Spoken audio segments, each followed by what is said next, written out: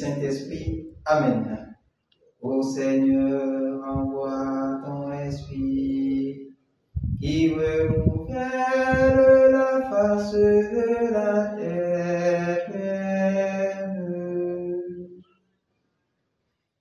Évangile de Jésus-Christ selon saint Luc, chapitre 1, verset 39 à 56. En ces jours-là, Marie se mit en route et se rendit avec empressement vers la région montagneuse, dans une ville de Judée. Elle entra dans la maison de Zacharie et salua Élisabeth.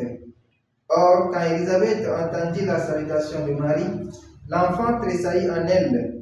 Alors Élisabeth fut remplie d'Esprit Saint et s'écria d'une voix forte, « Tu es bénie entre toutes les femmes, et le fruit de tes entrailles est béni. D'où m'est-il donné que la mère de mon Seigneur vienne jusqu'à moi? Car lorsque tes paroles de salutation sont parvenues à mes oreilles, l'enfant tressaillit d'allégresse en moi. Heureuse celle qui a cru à l'accomplissement des paroles qui lui furent dites de la part du Seigneur. » Marie dit alors, « Mon âme exalte le Seigneur, exulte mon esprit en Dieu mon Sauveur. Il s'est penché sur son humble servante. Désormais, tous les âges me diront bienheureuse. Le puissant fit pour moi des merveilles, saint est son nom. Sa miséricorde s'étend d'âge en âge sur ceux qui le craignent, déployant la force de son bras, il disperse les superbes. Il renverse les puissants de leur trône, il élève les humbles, il comble bien les affamés, renvoie les riches les mains vides. Il relève Israël son serviteur, il se souvient de son amour, de la promesse faite à nos pères, en faveur d'Abraham et de sa descendance à jamais. » Marie resta avec Élisabeth environ 3 mois, puis elle s'en retourna chez elle. Acclamons la parole de Dieu. Louange à toi, Seigneur Jésus.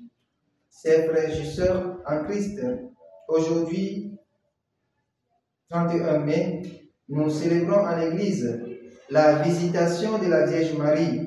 Les textes que l'Église nous propose de méditer met au cœur de cette fête la joie dont chaque chrétien doit être porteur pour les frères et sœurs.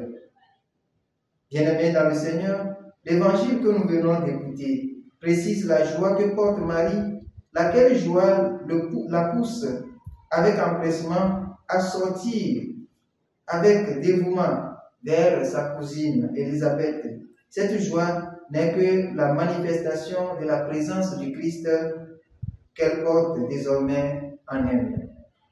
À la rencontre d'Élisabeth, cette joie devient une joie contagieuse par une simple salutation.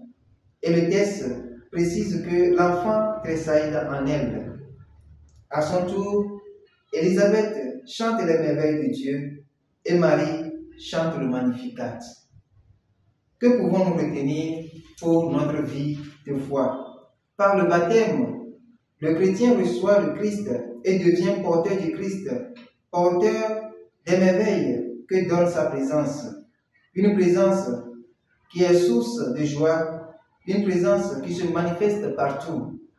Mais combien de chrétiens sont encore ont encore la pleine conscience de ce qu'ils sont?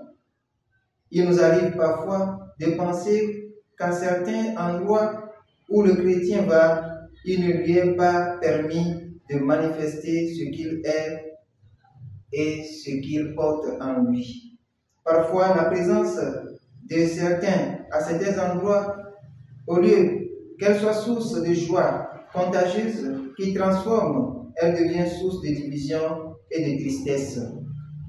Cela arrive souvent quand le chrétien ignore un moment ce qu'il porte en lui ou ce qu'il est véritablement, à savoir chrétien. Chers frères et sœurs, il est grand au milieu de nous, en nous et partout où nous allons, celui que nous portons à la manière de Marie, à savoir le Christ. Demandons la grâce de la porte toujours ouverte aux autres et que notre présence soit transformatrice et source de joie, une joie qui suscite émerveillement de ceux qui nous entourent. Qu'il en soit ainsi maintenant et pour les siècles des siècles. Amen. Le Seigneur soit avec vous. Que Dieu Tout-Puissant vous bénisse, le Père, le Fils et le Saint-Esprit. Amen.